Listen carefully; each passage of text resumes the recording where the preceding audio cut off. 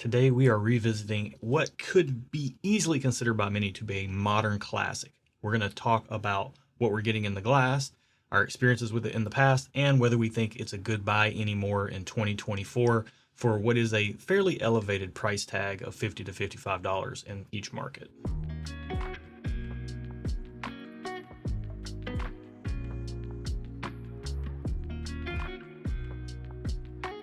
Welcome back to Stuff and Whiskey. I'm Erin. I'm Josh. We are back with another Classics Revisited, and like I said in the opening, a modern classic. This came out in 2018, which can be considered a classic in the whiskey world now for a product to stick around. Is it because the brand is classic? Well, yes, the brand is classic for sure. And then this product has been on market and widely loved by many for many years, but It's not a product we hear talked about very much anymore, which is why we wanted to revisit it and see, as this bottle is getting pretty low, when it runs out, are we going to get another one? Don't know. I guess this tasting is going to be a little bit of a telling sign for us. No pressure. Hopefully it will help, kind of inform you as well. Typically we taste things blind over here if you're new. Erin is a little bit more of the social sipper who doesn't catalog a lot of whiskey nerdy knowledge, but has a great palate. I am more the whiskey nerd, so as Erin gets into the nose here, I'll tell you a little bit about this 1910 Old Fine Whiskey.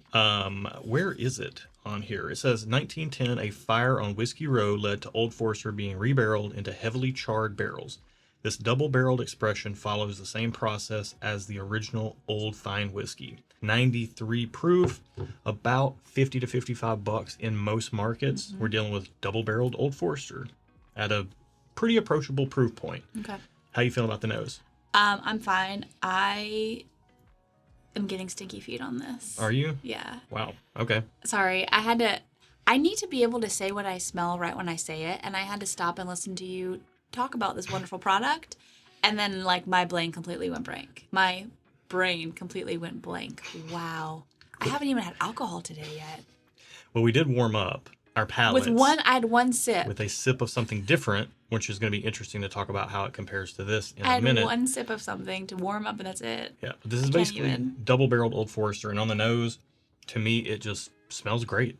I mean, you get a little bit of that Old Forester kind of sweet vanilla cream, banana, cherry thing underneath, but the predominant thing in this glass to me is the double oaking process, which kind of gives it this darkness, this breakfasty, maple syrupy type of note. And then there's a little bit of a funk, which is where the stinky feet comes in. Yeah, which I think is from the double barreling, and I love that. I like it too. For something that's 93 proof, it gives it character. As far as double barreled products on the market goes, a lot of people look at this product and say, well, it's 93 proof and it's 50 or 55 bucks. That doesn't add up. I could get something that's 90 or 93 proof for 30 bucks. Yeah. Why would I spend the extra money for this? And that double barreling and the extra flavor and depth that it provides honestly is something that, if you're going to get something that's double oaked, it's either going to be this or Woodford Reserve double oaked. We do tend to prefer this, but it's been a long time since we've had it. So let's get it on the palate and see what we think.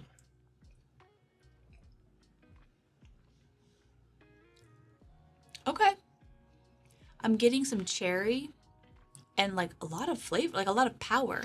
For 90, you said 93? Yeah, it's got a lot of flavor for 93 proof. I wouldn't guess it's 93. I would put it at 100, maybe a little bit above. It drinks that flavorful, but without the heat of a lot of 100 proof pours. There's a little bit of heat though.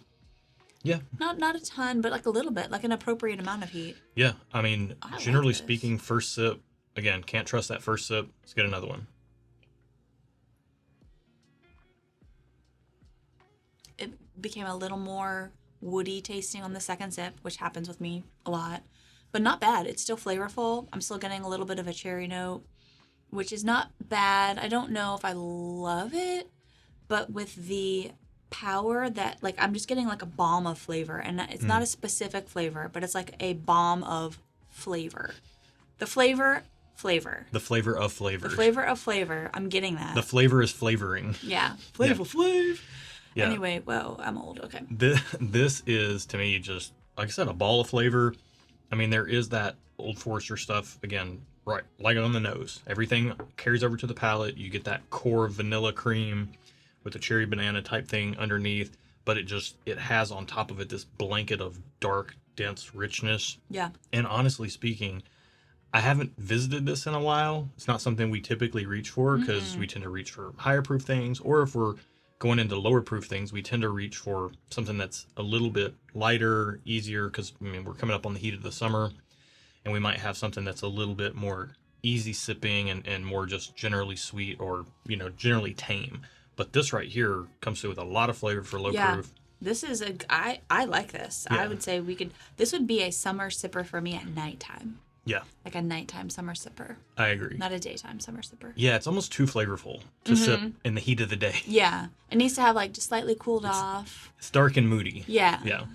So, I mean, I think when this bottle runs out, we will for sure buy another one. I think it's something that everybody should try it and buy at least one bottle of this, see whether you like it or not. If you do, it's going to introduce you to a whole other realm of flavors, the dark flavors that you get from double oaking things, or you might get from age or something like that. That can bring a lot of the darker flavors, additional finishing.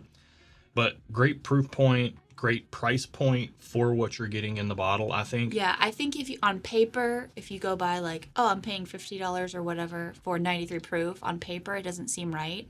But the flavor, like what is in the bottle, is absolutely every bit of, in my opinion, worth the price tag. Yeah. Now, I don't think it's a value buy. No, it's not a value buy, but it's appropriately priced. It's appropriately priced for what you're getting to drink.